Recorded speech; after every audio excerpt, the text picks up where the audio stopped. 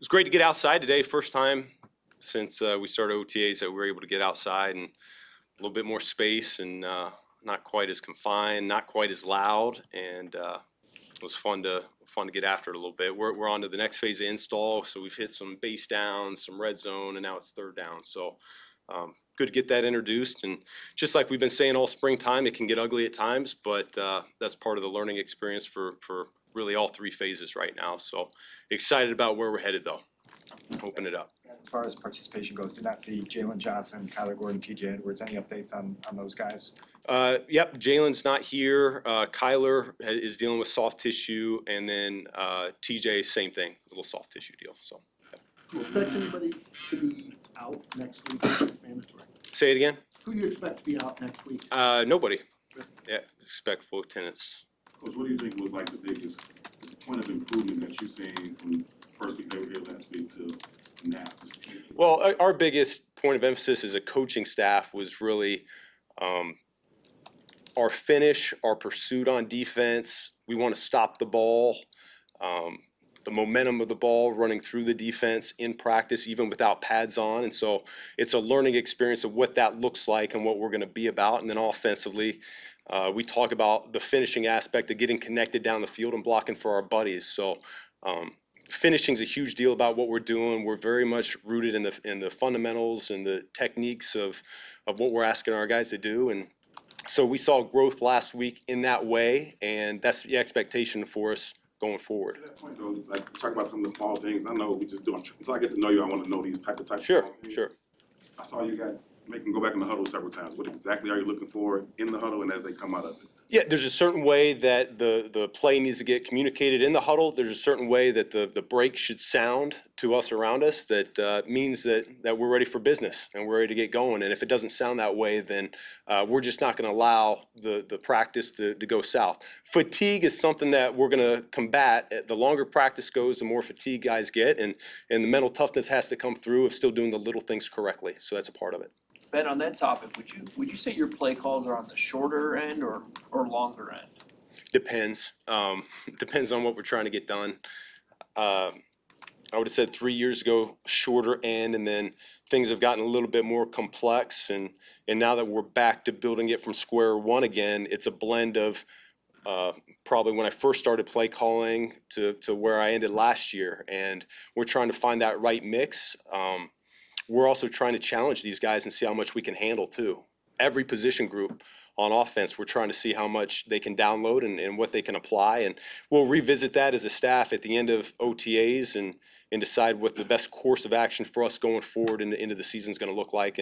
And training camp might be a little bit different because of that. We saw Magaji at left tackle last week when we were here, and today it was Ozzie. Is it 1 day on, 1 day off for each guy, or is it based on how they're? We're moving guys around. Yeah, we want to give everyone an opportunity. So, Darnell, we feel pretty comfortable keeping him at the right side right now. So the left side until we get Braxton back in the mix, it's going to be a little bit of musical chairs. Would you consider right tackle settled then, that he's not going to move? To be determined. Anything's on the table, and we're going to let the plan play out, which is keep them there for the time being and let these guys battle it out on the left side. And we can decide to change course whenever we need to. Ben, what are you learning about what Caleb can handle at this point as you're kind of resetting for him? Yeah, no, it's been consistent throughout. He's been very attentive. He's been very detailed in terms of the meetings. He's taking great notes. He's asking excellent questions. The more we're out on the grass together, we're figuring out what we can put in the morning and what we can execute later on in the afternoon. And so that's been the fun part of it so far, because there's for everybody, there's a saturation level that we got to find what that point is, so that as coaches, we don't ask too much out of any player over the course of the season. We got to be able to download a game plan and execute it. And so it's been a healthy process right now. I think JT Barrett's doing a phenomenal job. Declan's a big part of that as well, just figuring out how much install we can push on these guys. And the good news is we got the weekend that they can get the plan and start ahead for the next week, and you can really see guys separate, not just at the quarterback position, but really all around on offense and defense, who's in their book a little bit extra than the next guy. How have you seen Keenum helping Caleb throughout the process? Case has been phenomenal. I haven't been with him in the past, but he came highly recommended from a number of people that I trust. He's got skins on the wall. I mean, he's been to playoff games. He's won playoff games.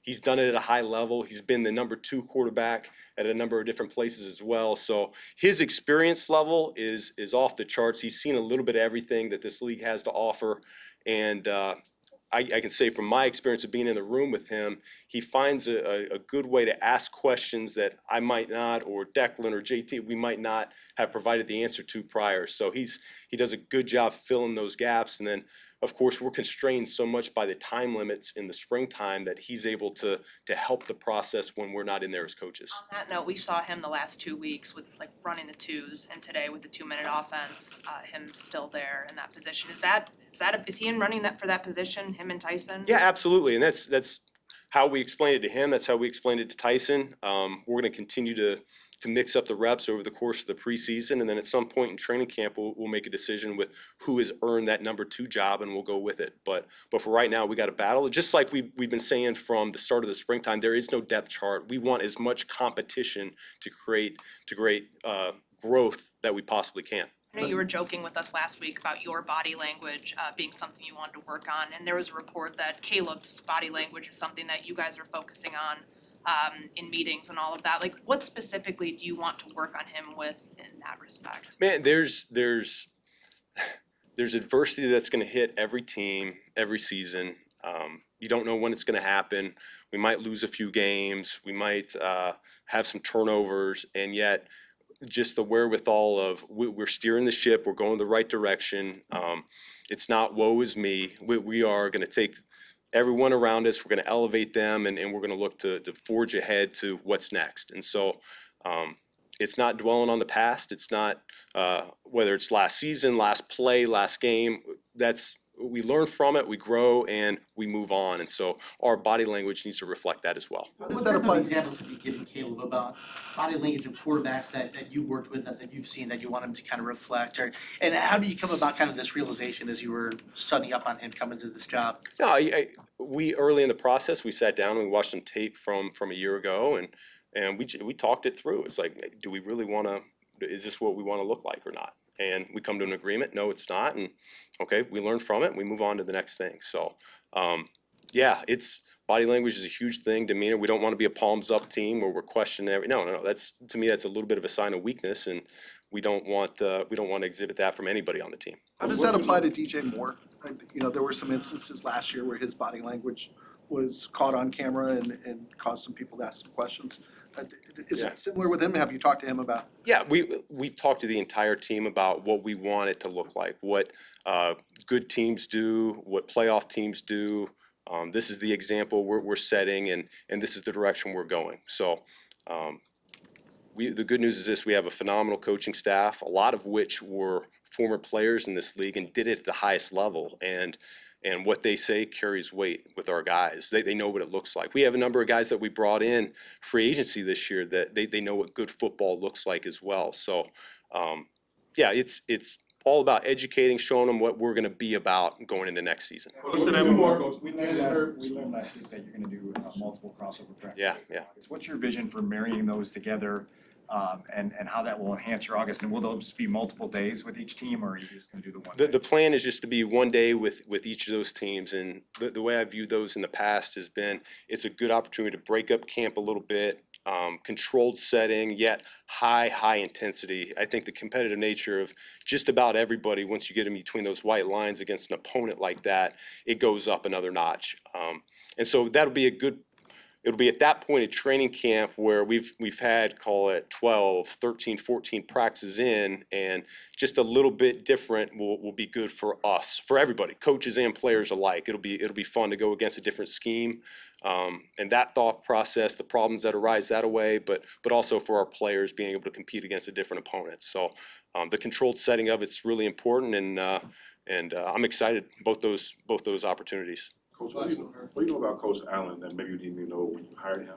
And as you install your offense, he's installing this defense. What are you seeing from that defense? Yeah, no, I've had the pleasure of sitting in on a number of his meetings so far, and it's everything I thought it would be, really, it's a guy that's done it at a high level. He's coordinated, he's orchestrated a number of high-performing defenses, whether it's points allowed, whether it's third down defense, whether it's red zone, he's got a plan, he's super smart. We were just sitting in my office yesterday talking about some game management things that have popped up, whether it's here in Chicago, where I was at the past, where he was in the past, and we see the game naturally the same way. And so he's aggressive by nature. I can appreciate that about him, and I think he's got a great message every time these guys walk into the building and go to one of his meetings. And so I'm really excited about working with him. Yeah. So let's get this started. First, let's start off with it is what everybody would love to ask about is this whole storm that happened. It wasn't something that we wanted to happen at this point. We're focused on the present. We're focused on now. We're focused on trying to get this ship moving in the right direction. And I think so far that's what we've been doing. But for this to come out, it's been a distraction. So coming up here and talking about it and addressing it is important today. And so that's what we're here to do. Next is all that went down, all that was said. Yeah, I had a good visit at the other place, Minnesota, with Ken O'Connell, good staff and all of that. Obviously, he just won Coach of the Year award and things like that. So obviously good staff and things like that. But something that keeps getting lost, something that keeps getting, I think, not being addressed the way it needs to be, is the fact that, I went on that visit first, came here, and then after I came here, I went back home, talked to my dad, and, all of the things that were supposed to be these big things that everybody's been talking about recently. One never happened in the sense of they were all thoughts. They were all ideas. And I think if you're in the situation, I think if your son or daughter, anybody is in a situation to be in that position, I think you think about all of the options and, and you look at it, the history and the facts and all these different things. And those are thoughts that go throughout your head in those situations. So, all of those were thoughts. And then after I came on my visit here, it was a deliberate answer and deliberate and determined answer that I had, is that I wanted to come here. And just like Ben spoke about, obviously, the past years, as everybody knows, it's a fact that quarterback play, there hasn't been a 4,000-yard passer. There's, all these different things that come up. And so, being able to have those thoughts is I think fair to be able to have good and bad thoughts. But like I said, I came here on a visit, and like I said, just like Ben said, it's a challenge to be able to come in here and try and turn around. And that was the main goal of all of that, is to through all of what was going on, through all of what happened in last year and previous years, I think that was enticing. I think that was something that was glaring to me, that I wanted to come here and be the guy and be a part and be a reason on why Chicago Bears turn this thing around. So that last thing that was said and all of that, I think, was the most important thing, is that I wanted to be here, that I love being here, I love my teammates, I love all the people that got me here, family, friends, Ryan, Kevin, Floos and Shane, all those guys that went through all of that process with me to get me here. But it was all those things, like I said, were thoughts. But the main goal and the main objective of being here is to turn around. That's why I was selected number one. And so, that's what we're here to do. That's what they brought me here to do. That's what they brought all these guys here to do. Joe, DJ, all these different guys. And that's why they brought Ben here. And so, like I said, it's a challenge. And we look at those challenges and, we don't laugh. We look at them really, really seriously. And, we go attack them, to the best of our ability to go and change it and turn it around. So, yeah. Caleb, last year, by December 1st, the offensive coordinator had been fired, the head coach had been fired. Did you sit there and have any thought that I saw this coming? I knew the challenge. No, I think obviously, you look at it and the challenge. First year guy, new coach, offense coordinator, and then new coach for me, new situation, knew all these different things. So wasn't at a point where I looked at it and was like, I knew this would happen. Nobody, I think, would sit back and especially after you go, 4-2 in the first, 6 weeks, you don't sit back and wonder and ponder on, the bad. You face it when the bad comes, and that's what we did. Caleb, with some of the concerns you had before the draft about this organization, some of them would seem to be justified when you go through a year like you did your rookie year. How do you get yourself in a headspace now where you trust that you're in good hands going forward? Yeah, I have I have the utmost respect, and there's things that I've done throughout my years of training and learning and working hard and things like that. And this past year was a bump. There was good, bad, and indifferent. And so being able to look at that and understand that, I still threw 6 picks in the National Football League.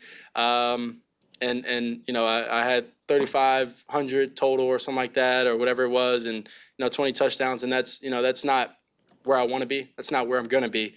But it's a step in the right direction. Like I said, there was some good, bad, and indifferent.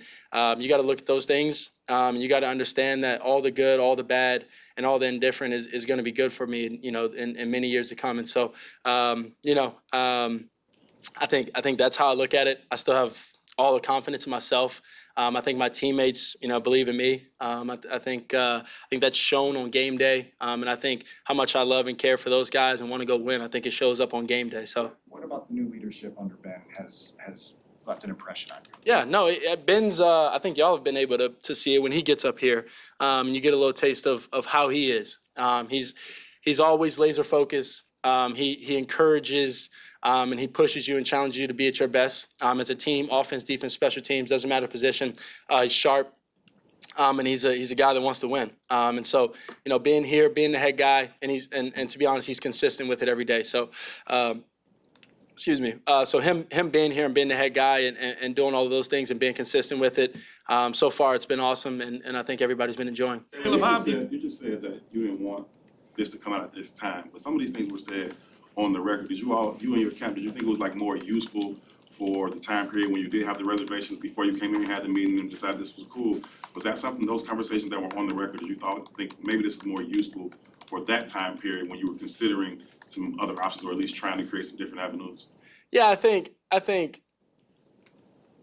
wouldn't say there was times of it being more useful. I think at that time of all the things that were going down and where we're at now, many weeks in, new coaches, many weeks in, we're on this freight train and starting to pick up speed, and it's a lot of learning, a lot of things going on. I think the timing of it, it's not ideal, but we're here. It happened, and we learned from it. I think it's an experience for myself and obviously for everybody else. That we're focused on now, present day, and we're not here to talk about the past and discuss the past anymore. On that topic, though, on that topic. Are you watching film now as opposed to last season? Yeah, that was a funny one that came out. It wasn't that I didn't know how to watch film. It was more or less the sense of learning shortcuts in the sense of, or not learning shortcuts, but learning ways to watch film and be more efficient, learning ways to, pick up things better. And so that was a funny one that came out, that in context and how I was trying to, portray it, didn't get portrayed that way. So it wasn't that I didn't know how to watch film. It was trying to figure out the best ways and more efficient ways so I can watch more film, I can gather more information, so that when I do go out there on game day, that it's, I'm that information that I gathered through Monday when we got back, all the way up to, whatever day the game day is. So when I get out there, I can gather it, I see it, I can react, and it's not me sitting there thinking so much about, the rules and these different things. It's more of a reaction game at that point in muscle memory. So To that end, what has Ben taught you about those shortcuts, or just things that maybe he sees that he wants you to start seeing? like I said, I think Ben has been extremely detailed, and so when he talks about the plays, when he talks about the pass, run, screen, play action, he talks about them really in depth.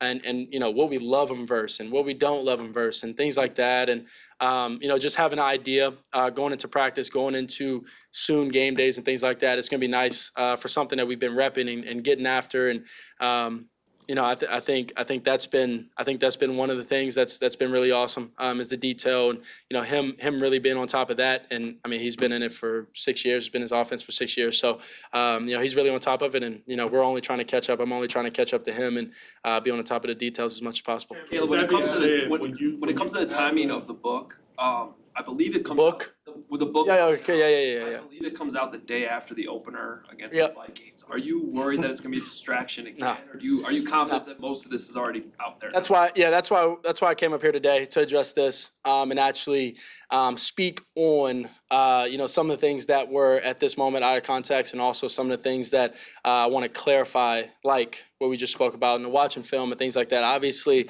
my information that I know now was not the same as last year, whether it's fronts, defenses, blitzes, whether it's offense and things like that. And that's something that over the years and over time, speaking on it like Case, he comes in here and he's been in many different offenses and things like that, many different, teams and all of this. So when he comes in here and he hears something, it may be a different name, but it's the same exact thing. So that sort of thing is kind of, on a steady trend longer that I play. Caleb, Did you feel that when the excerpt came out, did you feel like you had to talk to people in the organization, whether it was Ryan or Kevin or George or Ben or teammates? Did you feel like you had to, like the way you're kind of talking to us a little bit right now, did you feel like you had to do that in the building? No, I think my guys, obviously we spoke about it, just because it's something that came out and it was this huge, out of the blue kind of thing that popped up. And so we spoke about it with like Ryan and Ted and all these different people, just to make sure that we're all on the same page, actually, what wanted to be said and put out and things like that. And that's why we're also here today, addressing it, to make sure everything's callered up and clarified. Caleb, does your dad speak for you? No. I actually shut my dad down quite a bit. He has ideas. He's a smart man, and so I listen, and I always listen. I'm very fortunate to be in this position in the sense of playing QB, but also very fortunate to have a very strong-minded father. And so we talk very often. It's like my mom and my dad are my best friends, and so being able to have conversations with them to understand that everything they say also is portrayed on me. So I think that's the part of it. But other than that, no. I mean, I'm like I said, I'm very fortunate to have a father that's super strong-minded, that's always there, always wants the best for his kid. And I think any of y'all that has a kid or anything like that, a niece or nephew that you love so dearly, they try and help and you try and help and put them in positions that it's the best position that you can. So that's all he tries to do. But no, definitely a grown man, and I shut him down quite a lot, just because in season, out of season, it's something that you have to do. He cares so much about me and my future, and we've been along this journey so long together that all he wants is the best for me. And so if anything happens, he's super high-headed, and it's more of like, all right, like go ahead and go away, reset and things like that. So love him to death, and things like that. And like I said, super fortunate to have him. But we have talks about it, understanding that it's a right place and the right time, and then there's times where it's not. Caleb, with What that, else is in the chapter? I'm curious what that chapter is going to look like. Nah, I honestly don't care. It's not, like I said, we're all of those things were in the past. All of the things happen already. And so we're here focused on the future. We're here focused on the present, and really trying to, like I said, get this train going and have this thing picking up steam, and choo-chooing along. Caleb, with that being said, the past is the past. You're here now. Ben Johnson just made some tweaks to your game. How have you adjusted to the change in the stance? How have you adjusted to being under center a little bit more? I guess the Ben Johnson effect, right? I guess the Ben Johnson effect, right? He's gonna get a kick out of that when he hears it. I think part of it is just different coaches have different philosophies for things, and that's one of his things is left foot up. I've been a right foot up guy for typically all of my career, and I think I've done it once or twice throughout my time of playing QB. So it's just one of his things. And then, like I said, the details, being on top of it, huddle, we call it PSP, but pre-snap procedure, all these different things matter, and especially in big games and big moments, all the little things come up. And so I think you know, that's important to him and it's important to us. And we gotta get on top of it and be on top of it from the head down. So, like I said, the Ben Johnson effect, I guess, right? Awesome. Thank you, everybody. The Bears.